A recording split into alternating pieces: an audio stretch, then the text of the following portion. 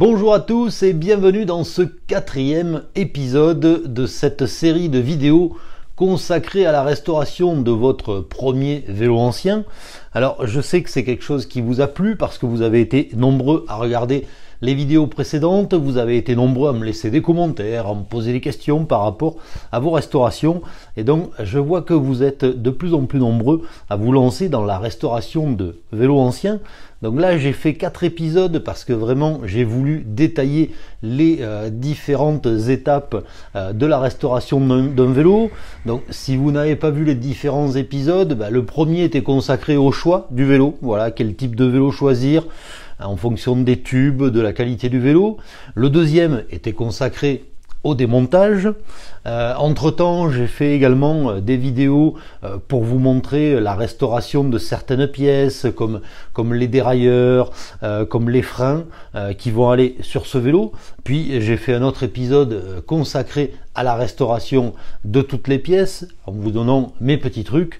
Et aujourd'hui, pour ce 4e et dernier épisode, on va s'attaquer au remontage. Moi, c'est la partie que je préfère. Je pense que pour vous aussi, parce que voilà, c'est là qu'on voit le vélo se terminer. Et puis, une fois qu'il est remonté, qu'il est restauré, c'est là qu'on va pouvoir rouler avec. Donc là, sur mon établi, j'ai placé toutes les pièces que j'ai restaurées. Elles sont propres, elles sont nettoyées, elles sont prêtes à être remontées. Alors ces pièces, vous les avez toutes là. Là, par exemple, vous avez les freins Weimann que j'ai restaurés. J'ai fait une vidéo spéciale là-dessus. Vous avez les dérailleurs Simplex. Là aussi, je vous ai fait une vidéo spécifique sur la restauration, le nettoyage de ces dérailleurs. J'ai également nettoyé, restauré le pédalier, voilà, qui est ici. Très belle pièce gravée Raleigh, ça c'est toujours sympa. Au niveau des pièces que j'ai changées sur le vélo, j'ai surtout changé le ruban de cintre par de la guidoline en plastique. Alors celle-là vient de chez Decathlon et je la trouve vraiment très bien. Son petit côté rétro avec des petits trous, voilà, c'est une guidoline perforée. Je trouve ça plutôt joli. J'ai décidé de conserver les gaines de frein. Alors le petit conseil pour conserver, restaurer des gaines de frein, c'est surtout de bien les frotter avec de l'eau savonneuse et puis un abrasif genre Scotch-Brite. Et puis surtout, avant de les replacer, vous mettez un petit peu d'huile à l'intérieur.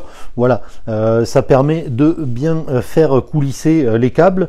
Mais je les trouve sympas parce que elles sont légèrement striées, elles ont un côté vraiment vintage d'époque. Donc j'ai préféré les conserver plutôt que de les remplacer par des gaines neuves. Également j'ai restauré les roues. Alors là j'ai pas acheté des pneus neufs, j'avais ces pneus Michelin qui étaient encore en bon état, un petit peu craquelés mais plutôt en bon état, donc je les ai montés sur les roues. Maintenant qu'on a fait le tour de toutes les pièces, on va pouvoir attaquer le remontage.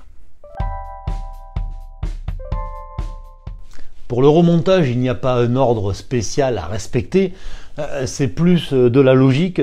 Moi, ce que je préfère monter en premier, c'est le boîtier de pédalier et puis le jeu de direction. Quand je vous dis qu'il y a un ordre logique, si vous n'avez pas monté le boîtier de pédalier, vous ne pourrez pas monter le pédalier, la chaîne, les dérailleurs, etc.